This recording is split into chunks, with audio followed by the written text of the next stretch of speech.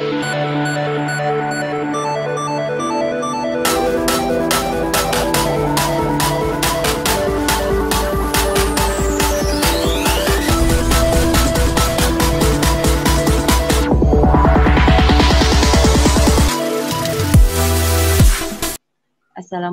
warahmatullahi wabarakatuh. Waalaikumsalam warahmatullahi wabarakatuh.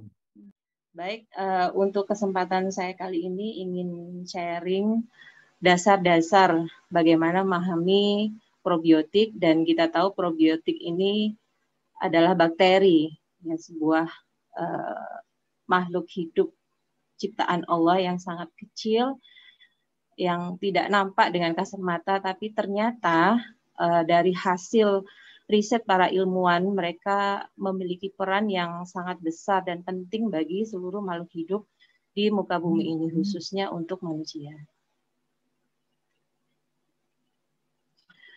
Nah, probiotik baru dikenal akhir-akhir ini, ya, walaupun sebenarnya secara istilah sudah lama sejak ilmuwan bernama Lilly dan Stilwell memperkenalkannya pada tahun 1965. Kemudian di masa pandemi ini, probiotik semakin banyak dikenal dan dimanfaatkan oleh beberapa terapis, dan juga dari BPOM sendiri mempersilahkan untuk memanfaatkan probiotik dan menggolongkannya sebagai salah satu suplemen kesehatan dengan dua fungsi. Yang pertama sebagai fungsi perlindungan atau protektif, berikutnya sebagai fungsi untuk membantu mengendalikan sistem imun tubuh. Nah, baik, kita lihat lebih lanjut bagaimana mengapa kita perlu memahami tentang bakteri, nanti kaitannya dengan probiotik.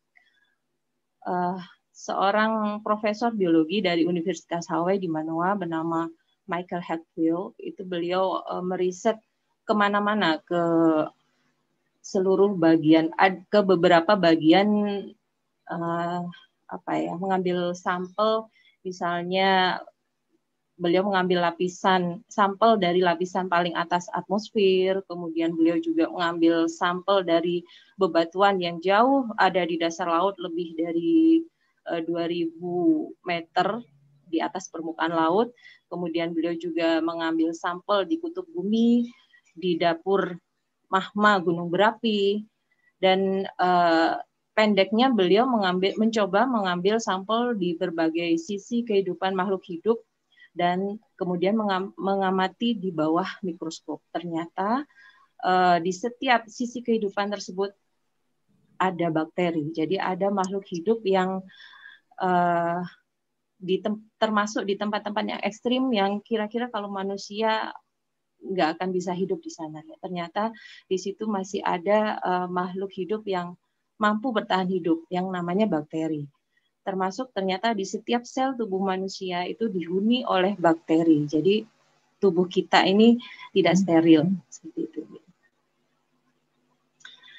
Nah, ini salah satu contoh potret di suatu tempat yang juga diambil sampelnya oleh beliau, yaitu di sebuah danau Grand Prismatic Spring di kawasan Yellowstone National Park, USA.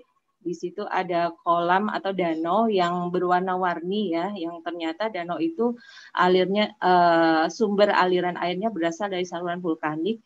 Disinyalir warna-warni pada air itu disebabkan atau dipancarkan dari berbagai spesies bakteri yang sifatnya termofilik. Nah, semakin kuat dugaan pentingnya bakteri bagi kehidupan manusia, maka pada tahun 2007 itu dibentuk tim riset oleh National Institute of Health dari USA. Nama proyeknya adalah The Human Microbiome Project. Ya, di sini ada dua fase. Yang pertama, fase pertama itu tahun 2007 sampai 2014, fase kedua 2014 sampai 2016. Mereka meriset, ya, sifat tim risetnya ini multinasional dari beberapa negara juga ikut mendukung, dan sudah dihasilkan kalau nggak salah lebih dari 700 jurnal, ya, hasil riset mereka. Mereka mencari tahu, meneliti untuk memahami bagaimana karakter dan fungsi bakteri yang ada dalam tubuh manusia atau mikrobiota dan bagaimana peranannya dalam kesehatan dan penyakit pada manusia. Baik, kita lanjut saja tentang bakteri. Kalau kita bicara bakteri, kita langsung punya pemahaman bahwa bakteri, kalau kita mengatakan bakterium itu mengacu pada tunggal ya, satu saja. Kalau kita bicara dalam jumlah banyak itu bakteria. Nah, secara definisi, bakteri adalah mikroorganisme di mana struktur selnya itu sederhana dan tidak memiliki membran inti atau termasuk prokariot. Ini secara sederhana kita bisa melihat langsung perbandingan struktur sel bakteri yang sederhana, ini tidak ada membran intinya dibandingkan dengan sel tubuh manusia yang sifatnya lebih kompleks dan memiliki membran pada intinya. Secara ukuran bakteri dibandingkan dengan molekul ataupun sel yang lain, bakteri berada dalam kisaran ukuran mikron. 1 mikron ini 1/1000 milimeter. Kalau kita bayangkan di penggaris itu ya, ukuran 1 milimeter itu dibagi 1000, Bapak Ibu. Bayangkan saja. Nah, ukuran bakteri berada di kisaran sekitar 0,5 sampai 5 mikron. Ini gambar ini saya ambil dari Campbell Textbook of Biology. Contoh hapusan dari satu jenis strain bakteri yang namanya E. coli. Misalnya diambil hapusan, kemudian diberi pewarnaan, dilihat di bawah mikroskop bentuknya seperti ini, koloninya diperbesar lagi dan dilihat masing-masing lebih detail lagi akan nampak struktur selnya di mana permukaannya ada rambut getar dan flagella untuk bergerak. Ini salah satu contoh saja dari bakteri Escherichia coli. Kita mengenalnya selama ini sebagai penyebab penyakit diare ya, tapi ternyata bakteri ini memiliki banyak fungsi kalau kita baca lebih lanjut. Nah, dari The Human Microbiome Project tadi, bagaimana pandangan ilmuwan tentang bakteri? Ternyata bakteri memiliki kemampuan berkomunikasi. Bagaimana cara mereka berkomunikasi? Yaitu melalui bahan-bahan yang mereka hasilkan. Jadi mereka bisa berkomunikasi dengan sesama bakteri atau sesama mikroorganisme yang lain dan juga bisa berkomunikasi dengan inangnya. Seperti itu. Nah, sifat yang lain, bakteri ternyata mampu beradaptasi. Misalnya pada perubahan suhu yang ekstrim, panas misalnya. Pada suhu biasa mereka berbentuk seperti biasa ya, seperti tadi yang saya tunjukkan. Kemudian misalnya pada suhu ekstrim tertentu mereka bisa berubah bentuk menjadi bentuk vegetatif, misalnya spora, berbentuk spora untuk mempertahankan kelangsungan hidup dan generasi mereka. Begitu pula terhadap perubahan nutrisi, bakteri itu mampu beradaptasi. Misalnya ini saya ambil contoh strain bakteri Bacillus subtilis. Dengan lingkungan yang kaya gula, mereka bisa menghasilkan antibiotik jenis polymyxin. Sementara jika mereka dibiarkan dalam lingkungan yang kaya garam, mereka menghasilkan jenis antibiotik yang lain. Mereka tetap hidup dan menghasilkan molekul yang lain, yaitu bacitracin. Nah, melihat lebih lanjut ke tubuh manusia, ternyata para ilmuwan menemukan fakta bahwa di tubuh manusia ini ada lebih dari 100 triliun mikroba. Jadi mereka sampai mendeteksi sekitar 100 triliun mikroba, tapi sebenarnya bisa lebih dari itu. Dan jika mikroba ini dikumpulkan jadi satu, kemudian ditimbang seperti itu ya, ternyata beratnya bisa mencapai 3% dari berat badan masing-masing. Dilihat lebih detail lagi, satu sel tubuh manusia ternyata itu bisa mengandung 1 sampai 10 jenis bakteri. Dan dengan pengukuran tertentu, dengan tes tertentu, didapatkan gen mikrobial di tubuh manusia dibandingkan dengan gen tubuh manusia itu sendiri itu lebih banyak gen mikrobanya 10 kali lipat. Sementara populasi mikroba didapatkan terbanyak ada di sistem pencernaan. Jadi kita sudah dari basic pemahaman ini kita punya mindset, punya pemahaman bahwa di dalam tubuh kita sendiri ini dipenuhi oleh bakteri. Jadi tubuh manusia itu fitrahnya, secara fitrahnya, sebagaimana Allah ciptakan itu, tubuh manusia tidak steril. Memang penuh bakteri. Tapi kita lihat dulu, bakteri ini ternyata masing-masing memberikan manfaat bagi fungsi-fungsi yang mendukung kesehatan tubuh manusia. Nah,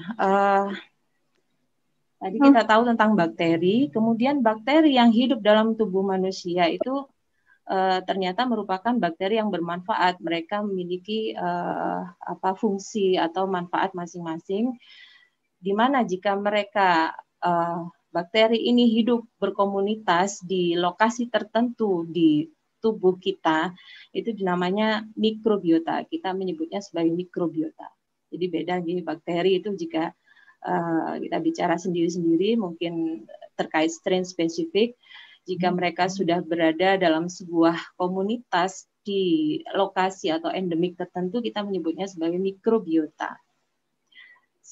Mikrobiota adalah aspek makhluk hidupnya ya, bakterinya. Nah, sementara jika kita bicara tentang mikrobiota beserta lingkungan fisik dan kimiawinya atau faktor abiotik, selanjutnya kita menyebutnya sebagai mikrobioma. Nah, definisi ini bisa kita pahami dan nanti penyebutannya supaya tidak tidak keliru persepsi. Nah, di setiap bagian tubuh kita, di setiap bagian tubuh manusia itu menjadi tempat hidup atau endemik bagi mikrobioma. Dan masing-masing mikrobioma itu memiliki jenis, jumlah, dan komposisi bakteri yang berbeda sesuai dengan kebutuhan yang dibutuhkan oleh tempat hidup mereka itu. Ya, subhanallah, Allah sudah mengatur itu semua. Jadi ada mikrobioma yang khusus di sistem pencernaan. Sebagian besar ada di sistem pencernaan, ya, sekitar 17 juta strain.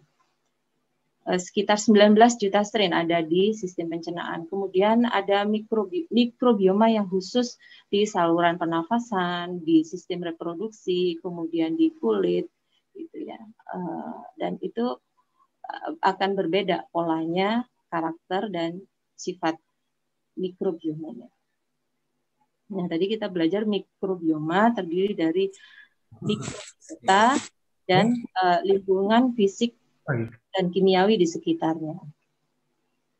Bagaimana peran mikrobioma ini dalam tubuh manusia? Ternyata mikrobioma pada manusia itu berperan dalam membantu pencernaan makanan, mengatur sistem imun, dan memberikan perlindungan terhadap berbagai agen patogen yang akan merusak kesehatan tubuh manusia.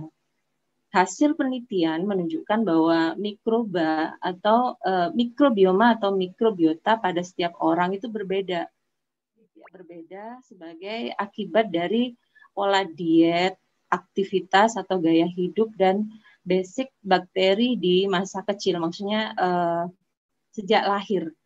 Gitu. Jadi keseimbangan atau jumlah komposisi kepadatan masing-masing mikrobioma pada setiap orang itu bisa jadi tidak sama karena pola dietnya yang tidak sama, gaya hidupnya yang tidak sama, ya, dan mungkin riwayat persalinannya ada yang normal gitu ya, atau mungkin ada yang lewat operasi sesar, itu basic bakterinya udah beda dan itu akan memang membawa implikasi jangka panjang dalam kesehatan manusia. Kemudian adanya gangguan pada mikrobioma itu dapat meningkatkan resiko infeksi, hasil riset dari Dieter pada tahun 2015. Jadi mikrobioma memiliki peran penting dalam fungsi fisiologis tubuh, termasuk di sini sistem kekebalan tubuh. Keberadaan dan keseimbangan jumlah dan komposisinya perlu dipertahankan untuk meminimalisir risiko terjadinya penyakit. Ini saya ambil contoh potret mikrobioma di rongga mulut. Ternyata pada tahun 2010, peneliti mengidentifikasi ada sekitar 700 spesies mikroba yang menghuni mulut manusia. Ya, ternyata dan komunitas ini berbeda yang di lidah, di bagian atap mulut, kemudian yang melapisi gigi dan gusi itu berbeda komposisinya, mikrobiotanya berbeda. Nah, mikroba yang tinggal di rongga mulut ini, mereka bisa sewaktu-waktu masuk ya bersama air liur atau makanan, masuk lebih jauh dalam tubuh kita melalui saluran pencernaan, masuk ke saluran pencernaan atau menjadi aerosol yang masuk ke paru-paru. Ya, jadi mulut dipenuhi dengan mikroba komensal. Jadi sifatnya itu jinak, mereka memberikan manfaat untuk kita ya, untuk manusia, memberikan kontribusi terhadap kesehatan. Tapi ternyata ada bukti-bukti yang ditemukan oleh para ilmuwan bahwa bakteri yang ada di rongga mulut ini ada hubungannya juga dengan infeksi di distal organ, misalnya pada penyakit kardiovaskuler, kanker pankreas, kanker kolorektal, rheumatoid arthritis, bayi-bayi yang lahir prematur, dan lain-lain. Nah, hasil riset yang lain terkait mikrobioma di rongga mulut, ternyata peneliti mendapatkan mikrobioma di plasenta ibu yang hamil ya, mikrobioma di plasenta ibu itu lebih mirip dengan mikrobioma yang ada di mulut dibandingkan mikrobioma di bagian tubuh lainnya. Berikutnya mikrobioma di paru-paru. Menurut seorang peneliti, ternyata mikrobioma di paru-paru itu akibat atau diperoleh dari aliran bakteri yang masuk melalui mulut tadi. Kemudian di dalam organ paru sendiri itu ada mekanisme dan organ yang sudah dipersiapkan.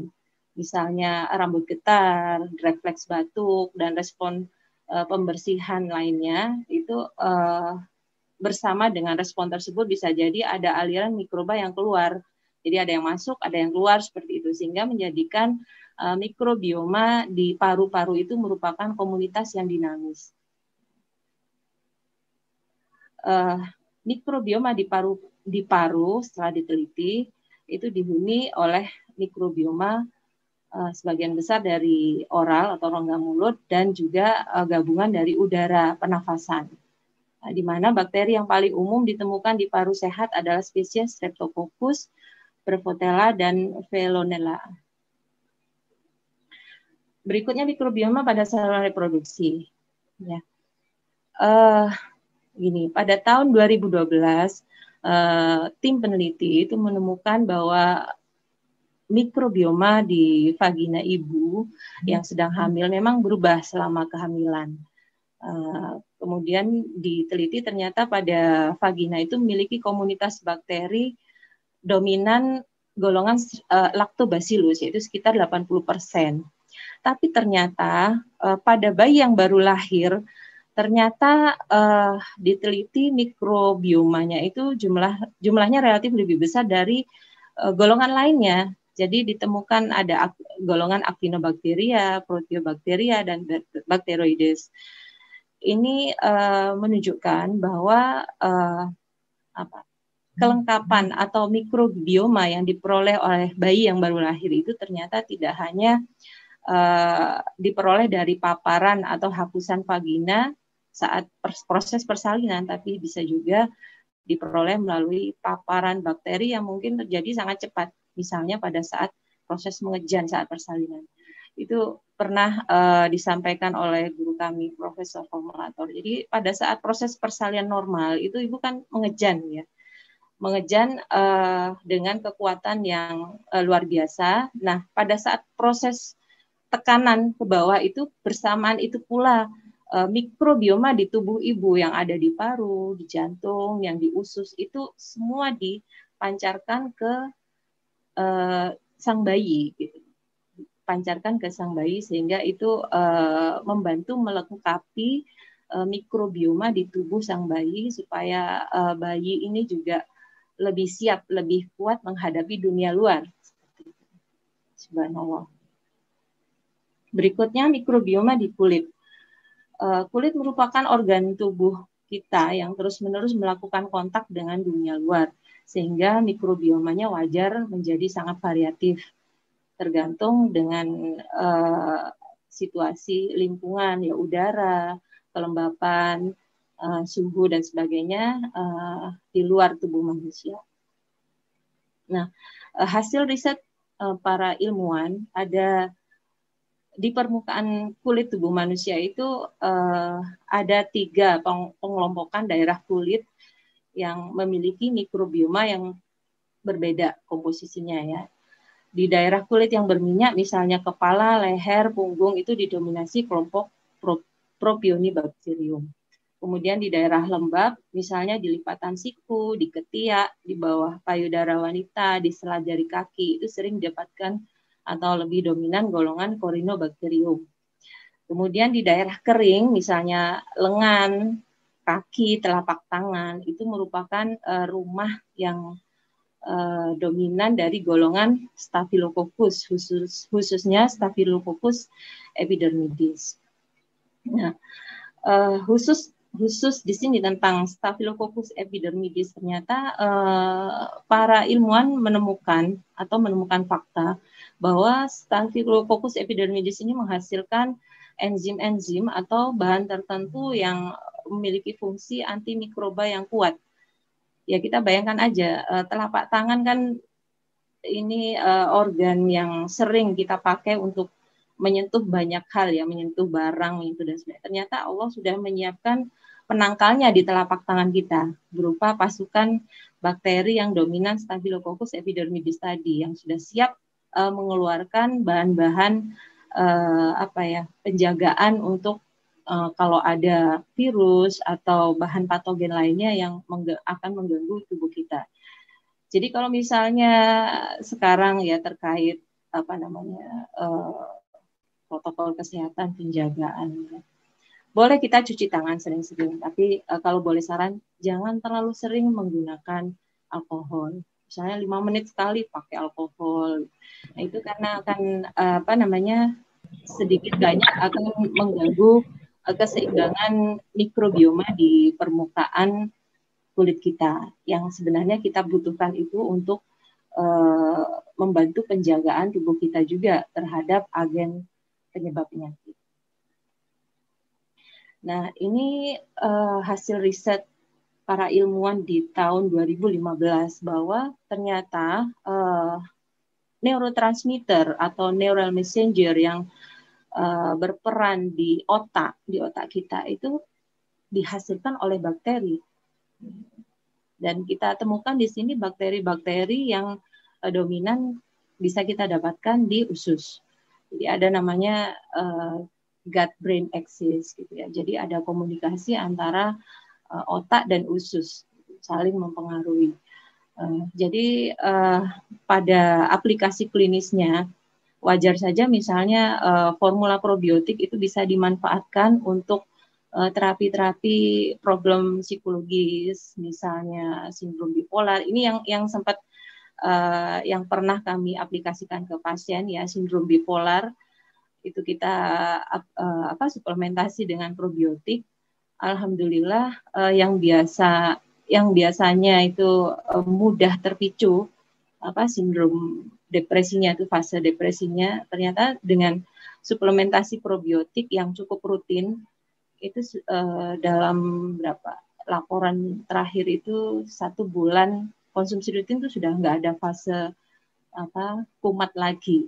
Biasanya seminggu sekali atau capek sedikit udah muncul fase depresinya seperti itu. Artinya kita melihat adanya harapan baru dari probiotik ini untuk membantu mendampingi terapi yang biasa kita lakukan ke pasien. Itu tadi gut-brain axis, kemudian ada lagi namanya gut-lung axis. Jadi ada komunikasi antara usus dengan paru. Ya, bakteri-bakteri yang ada di usus menghasilkan molekul-molekul yang jenis short chain fatty acid yang berupa hasil fermentasi bakteri melalui diet yang kaya serat. Nah, molekul-molekul short chain fatty acid ini bekerja di paru sebagai molekul sinyal untuk membantu respon imun dan memperbaiki alergi. Nah, menurut para ilmuwan, bagaimana caranya molekul yang dihasilkan oleh bakteri di usus itu berperan di paru? Ternyata mereka bakteri dan hasil metabolit yang di usus itu melakukan translokasi melalui barier intestinal menuju sirkulasi dan selanjutnya menuju ke organ paru untuk memodulasi sistem imun di sana.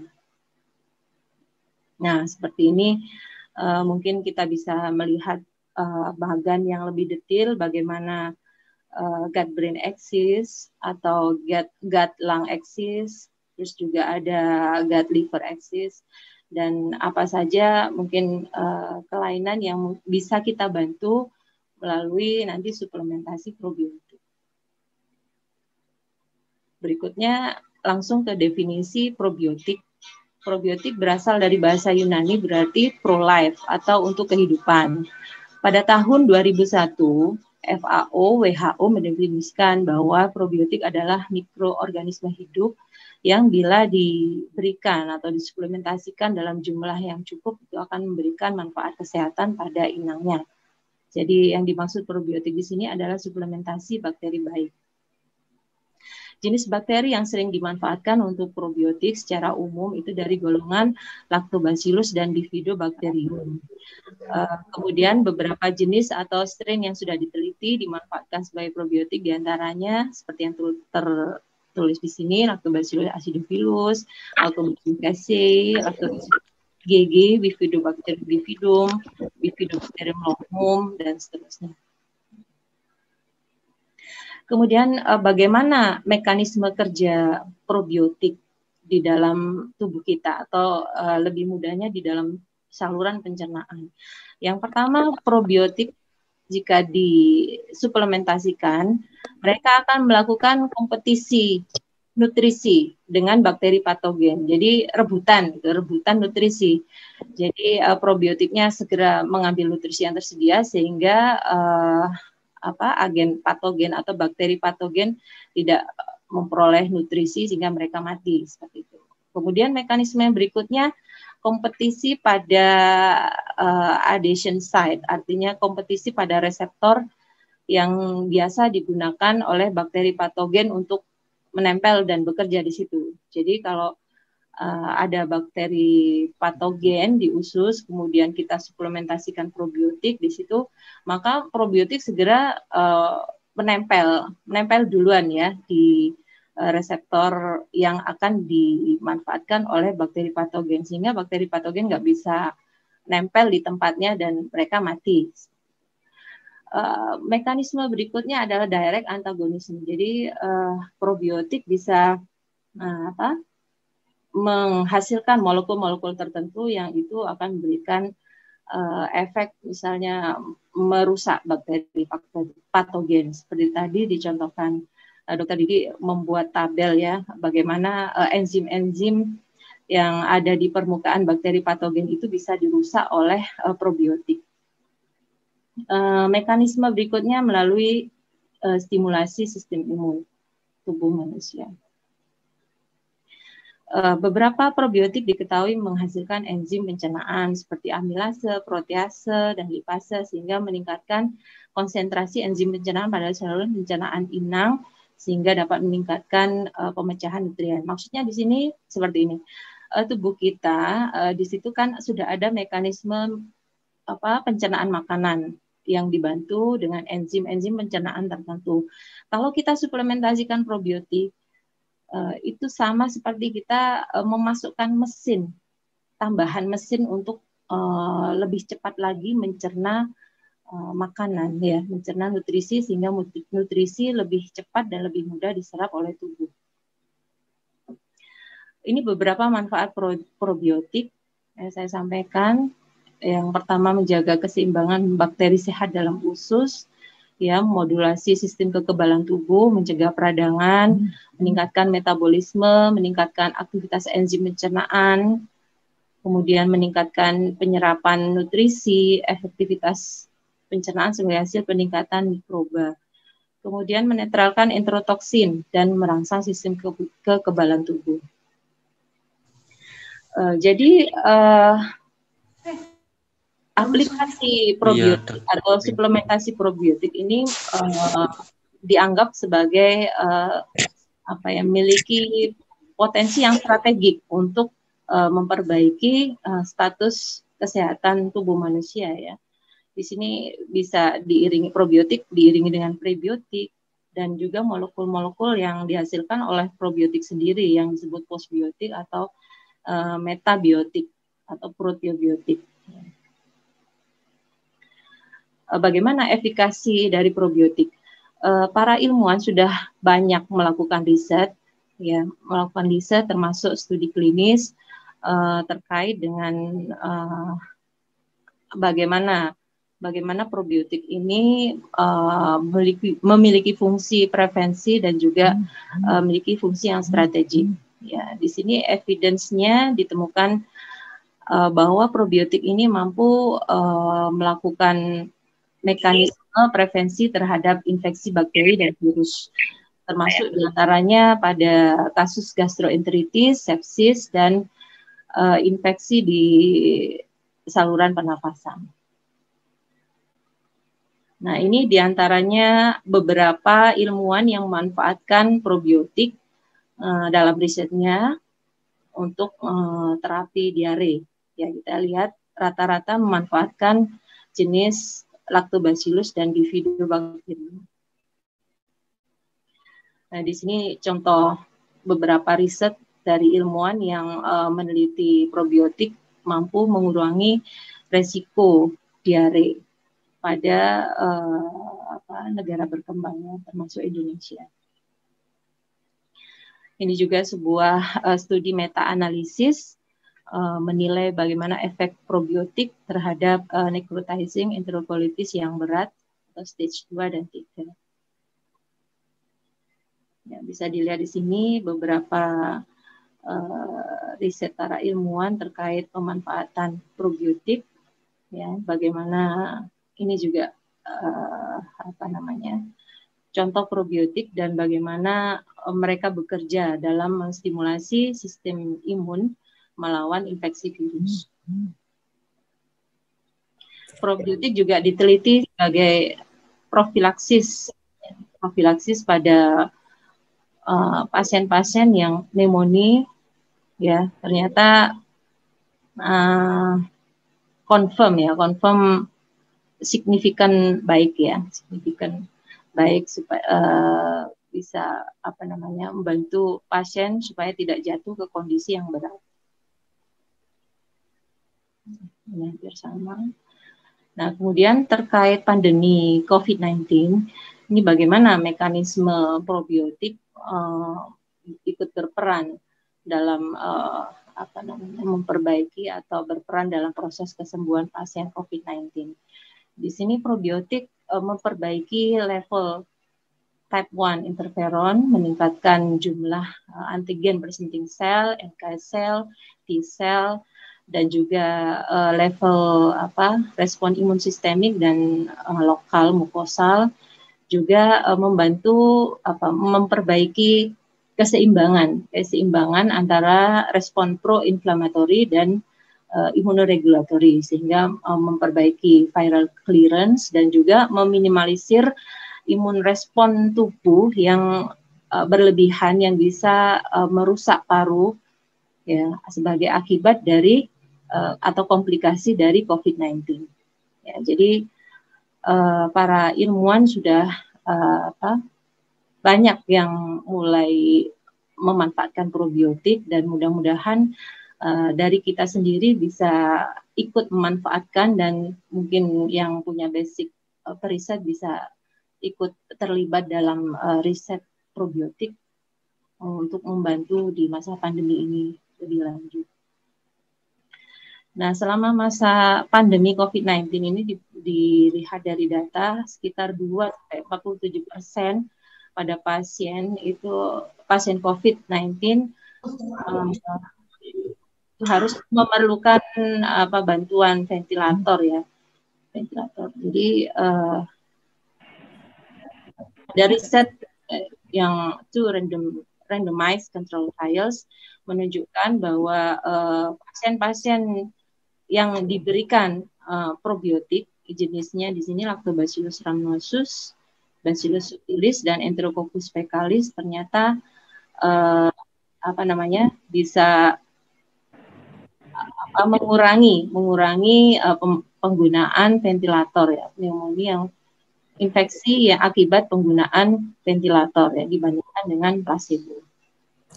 Ngapunten Dok, 5 menit lagi sakit Dok. Nggih sampun niki penutup. Jadi kita tadi bicara probiotik, mudah-mudahan probiotik ini bisa menjadi modalitas tambahan bagi kita untuk membantu meningkatkan status imunitas tubuh, terutama di masa pandemi ini. Kemudian masih diperlukan riset lebih lanjut tentang pemanfaatan probiotik sebagai pendamping terapi konvensional untuk kasus-kasus medis secara umum. Demikian paparan dari kami, mudah-mudahan ada manfaatnya. Monggo bisa dilanjutkan. Terima kasih. Assalamualaikum warahmatullahi wabarakatuh.